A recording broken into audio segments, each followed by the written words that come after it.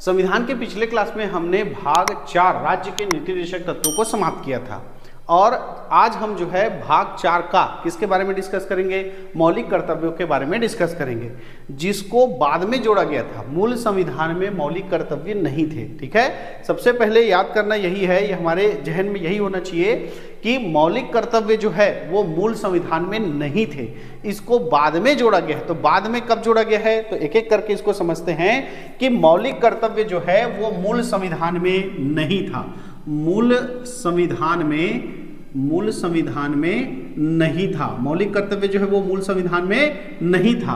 तो मौलिक कर्तव्य को कैसे और क्यों जोड़ा गया और कब जोड़ा गया, तो मौलिक कर्तव्य जो है वो रूस के संविधान से प्रेरित है। तो मौलिक कर्तव्य को कौन से देश से लिया गया है, रूस से लिया गया है। रूस से लिया गया है। लगा हमारे देश के सरकार को कि हमने जो है भारतीय संविधान में हमारे भारतीय नागरिकों को क्या बताया है, उनका अधिकार बताया है कि भारत देश के सरकार के द्वारा, भारत के संविधान के द्वारा आपको भारत के नागरिकों को क्या क्या करने का अधिकार है। लेकिन हमने ये नहीं बताया है कि इस देश के प्रति लोगों का भी क्या है, कर्तव्य है। लोगों का भी क्या है, कुछ कर्तव्य है। इसी विचार के साथ ही कि लोगों को भी भारत के प्रति, भारत देश के प्रति अपने कर्तव्यों का जानकारी हो, इसीलिए रूस के संविधान से प्रेरित होकर भारतीय संविधान में जो है इन मौलिक कर्तव्यों को क्या किया गया, जोड़ा गया। तो सबसे पहले जोड़ना है कि नहीं जोड़ना है, इसके लिए एक समिति बनाई गई जिसका नाम था सरदार स्वर्ण सिंह समिति। क्या नाम था, सरदार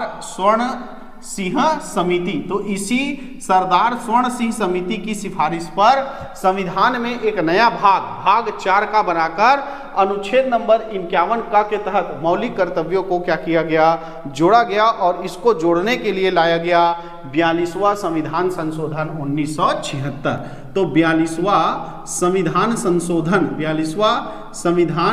संशोधन 1976 के द्वारा भारतीय संविधान में इस मौलिक कर्तव्य को जोड़ा गया है। किसमें, भाग 4 का अनुच्छेद नंबर 51 का के तहत।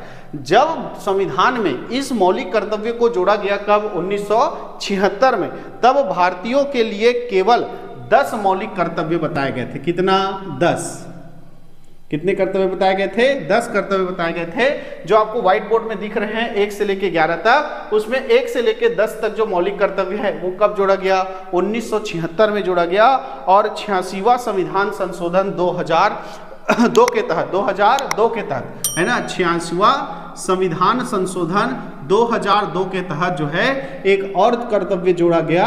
और इस एक और कर्तव्य के जोड़ने के तहत आज भारतीय जनता को संविधान में कुल कितने मौलिक कर्तव्यों के बारे में बताया गया है, 11 मौलिक कर्तव्यों के बारे में बताया गया है। क्लियर है, तो स्पष्ट हो गया कि मूल संविधान में जो है मौलिक कर्तव्य नहीं था। मूल संविधान में मौलिक कर्तव्य नहीं था, मौलिक कर्तव्य को बाद में लाया गया। और सरदार स्वर्ण सिंह समिति की सिफारिश पर रूस के संविधान से प्रेरित होकर भारतीय संविधान में 42वां संविधान संशोधन 1976 के द्वारा कितने मौलिक कर्तव्य जोड़े गए, 10। लेकिन अभी कितने हैं, 11। तो एक को कब जोड़ा गया, 86वां संविधान संशोधन 2002 के द्वारा क्या किया गया, जोड़ा गया। क्लियर है, तो आज हम ये बोल सकते हैं कि भारतीय संविधान जो है वो भारतीय नागरिकों को उनके 11 मौलिक कर्तव्यों के बारे में क्या करता है, बताता है। ठीक है, तो मूल संविधान में नहीं था, पहले 10 जोड़े गए 1976 में और फिर एक जोड़ा गया 2002 में। और इस तरह आज जो है भारतीय जनता को उसके 11 मौलिक कर्तव्यों के बारे में बताया गया है। तो एक एक करके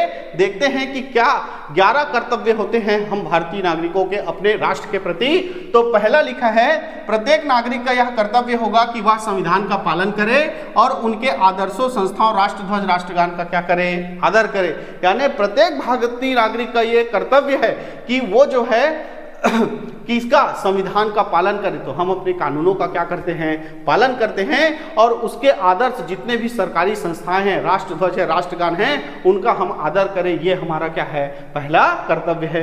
दूसरे कर्तव्य की अगर बात करें तो उसमें लिखा है, स्वतंत्रता के समय हमारी राष्ट्रीय आंदोलन को प्रेरित करने वाले उच्च आदर्शों को हृदय में संजोए रखें और उनका क्या करें, पालन करें। तो स्वतंत्रता के समय हमारे जो विभिन्न प्रकार के आंदोलन हुए हैं, उन आंदोलन के समय बहुत सारे आदर्शवादी नेता थे, है ना, जिन्होंने अपने आदर्श दिए, अपने नारे दिए, उन सबको अपने हृदय में संजो के रखना है, उसका क्या करना है, पालन करना है। ये हमारा दूसरा क्या है, कर्तव्य है। उसके बाद तीसरा बताया गया है कि भारत की प्रभुता, एकता और अखंडता की क्या करे, रक्षा करे और उसे अक्षुण्ण रखे। यानी भारत में जो एकता है ना, भारत में जो एकता है, जैसे हम हिंदू मुस्लिम, है ना, सिख ईसाई वाला जो कॉन्सेप्ट है, जो अलग अलग है करके बात करते हैं, लेकिन अलग अलग होने के बाद भी हम सब क्या है, एक हैं, अपने देश के प्रति क्या है, एक हैं, हम एकता रखते हैं। तो भारत की इस एकता को हमको बनाए रखना है और इसकी अखंडता की रक्षा करना है कि भारत जो है कभी भी टूटे ना, बिखरे ना, क्योंकि भारत जो है एक बार टूटा था, है ना, भारत टूट के क्या बना था, पाकिस्तान बना था, तो वैसा टूटे ना, अखंडता की हमको क्या करना है, रक्षा करना है और उसे बनाए रखना है। क्लियर है। और सबसे इंपॉर्टेंट है कि हमें हमारे देश की क्या करना है, रक्षा करना है। ये भी हमारा मौलिक कर्तव्य नंबर क्या है, 4। बात करते हैं 5वें मौलिक कर्तव्य की। इसमें बोला गया है कि भारत के सभी लोगों में जो है क्या करें, समरसता यानी समानता की भावना और समान मातृत्व यानी कि हम सब एक ही माता के बेटे हैं, इस भावना का क्या करें, निर्माण करें। तो हम जितने भी भारत के लोग हैं, चाहे हिंदू हो, मुस्लिम हो, गुजराती हो, मराठी हो, तमिल हो, है ना, तेलुगु हो, है ना, उत्तर भारत के हो, चाहे दक्षिण भारत के हो, पूर्वी भारत के हो, पश्चिम भारत के हो, हम सब एक माँ के बेटे हैं, हम भारत माँ के बेटे हैं, ऐसा भावना हमारे अंदर होना चाहिए। ऐसा भी हमारा क्या है, कर्तव्य है। क्लियर है। बात करते हैं 6वें कर्तव्य की। इसमें लिखा है, हमारी सामाजिक संस्कृति की गौरवशाली परंपरा का महत्व समझे और उसका परिरक्षण करें।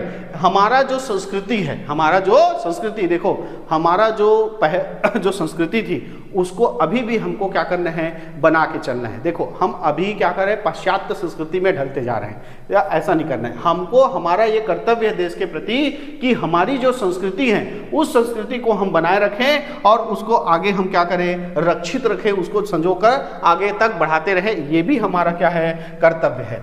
7वां कर्तव्य के बारे में हम जानते हैं कि प्राकृतिक पर्यावरण की रक्षा करें और उनका संवर्धन करें। ये तो जीवन के लिए भी आवश्यक है ना। हमारे जीवन को अगर अच्छा रखना है, अच्छा आपको हवा पानी चाहिए, तो आपको पर्यावरण की रक्षा करना चाहिए और उस पर्यावरण के रक्षा को, प्रकृति को और भी क्या करना चाहिए, बढ़ावा, उसके विकास में क्या करना चाहिए, काम करना चाहिए। तो ये भी हमारा एक क्या है, कर्तव्य है, जिसको भारतीय संविधान में बताया गया है। वैज्ञानिक दृष्टिकोण और ज्ञान अर्जन की भावना का क्या करना है, विकास करना है। देखो हमारे भारत में जो है बाह्य आडंबर है ना, जो ढकोसलाबाजी है, ये बहुत सारा हमारे भारत में चलते आ रहा है। लेकिन अब हर चीज को हमको कैसे देखना है, वैज्ञानिक दृष्टिकोण से देखना है। ये भावना हमारे अंदर लाना है। हमको ज्यादा से ज्यादा ज्ञान अर्जित करने का हमारे अंदर क्या होना चाहिए, भावना होना चाहिए। ये भी हमारा क्या है, कर्तव्य है, जिससे देश का क्या होगा, विकास होगा। तो देश के विकास में हमारे जो दृष्टिकोण है और हमारा जो